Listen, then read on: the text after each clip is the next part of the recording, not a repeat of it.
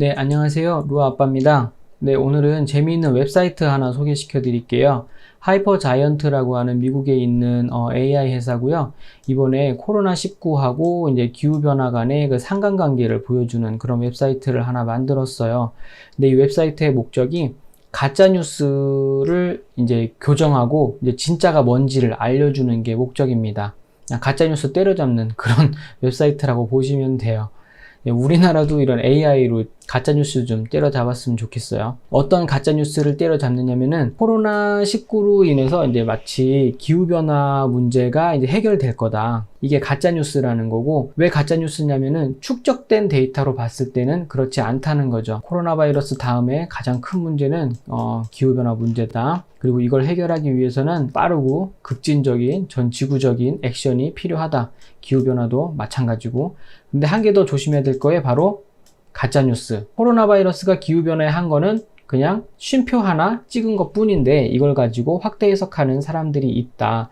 여기에 현혹되면 안 되고 올바로 사실을 봐야 된다. 코로나 바이러스는 기후변화를 해결하지 못하고 기후변화를 해결할 수 있는 거는 장기적인 플랜과 협력적인 행동 그리고 강한 정책이 뒷받침돼야 된다. 위성 데이터를 보면 2020년에 처음 3달 동안 대기오염 물질의 배출은 중국에서는 한 20에서 30% 그리고 미국에서도 이제 주목할 만한 감소가 일어났는데, 그러니까 이걸 어떻게 해석할 거냐. 탄소는 한번 배출되면 축적되기 때문에 길게는 뭐 100년도 넘게, 그렇기 때문에 이거를 일시적인 한 포인트로 볼 게 아니라 장기적으로 봐야 된다는 거죠. 축적된 데이터로. 그리고 축적된 데이터를 이 시뮬레이터에서 보여주는 겁니다. 단기적인 거 그리고 장기적인 걸로 이제 보여줄 거고, 그러니까 지금과 같은 강력한 사회적 거리두기나 이제 공장이 안 돌아가거나 이제 선박이나 비행기가 안 뜨거나 하는 이런 상황이 2050년까지 계속됐을 때 과연 탄소는 얼마나 더 쌓일까? 그리고 개인적인 행동, 어떤 개인적인 행동의 변화가 기후변화에 영향을 미칠 것인가? 그리고 실제로 어떤 행동들이, 어떤 기술들이 이 축적되는 탄소에 영향을 미칠 것인가? 그런 거를 이 시뮬레이터가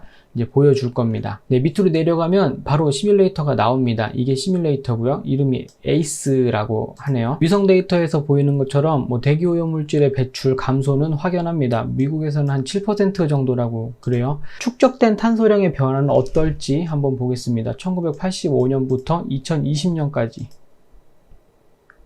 네, 이만큼의 탄소가 이제 대기 중에 지금 축적돼 있습니다. 이게 어느 정도냐고 하면 55평짜리 집 150개가 이산화탄소로 가득 차 있는 양이 이 정도라고 보시면 됩니다. 그런데 여기서 코로나19로 감축된 양은 얼마나 될까요? 이 축적된 탄소 중에서 요거밖에 안 됩니다. 근데 이거를 가지고 이제 확대 해석해서 기후변화 문제를 해결할 수 있다라고 하는 거예요. 근데 이게 가짜뉴스라고 이제 데이터로 분명히 보여주는 겁니다. 지금 같은 상황이 2050년까지 계속 지속된다면 어떻게 될까요? 비행기 줄고, 이제 배도 안 타고, 공장도 안 돌아가고, 이제 사회적 거리두기 강력하게 계속 지속되고, 이런 상황이 2050년까지 계속 지속되면 그래도 이만큼 늘어납니다.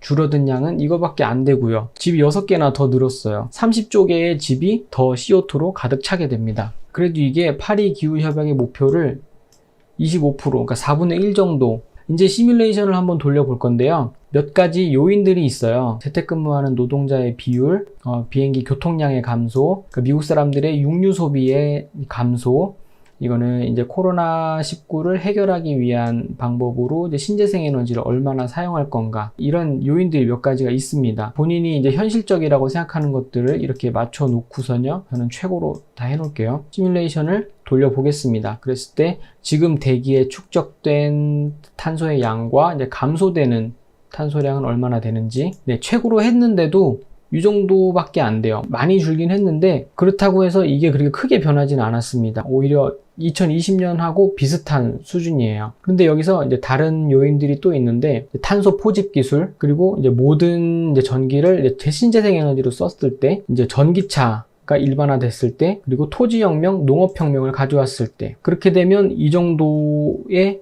이제 축적된 탄소량을 이제 없앨 수가 있고, 대기에는 이 정도 남아 있다는 겁니다. 그러니까 제일 이상적인 결과가 30년 후에 지금 정도를 유지하는 거예요. 네, 한 번씩 직접 들리셔서 시뮬레이터 한번 본인이 생각하시는 방법으로 이제 한번 돌려보시면 재미있을 것 같아요. 더 실감도 날 거고요. 네, 오늘 영상은 여기까지고요. 그러면 우리 더 나은 미래에서 만나요. 안녕.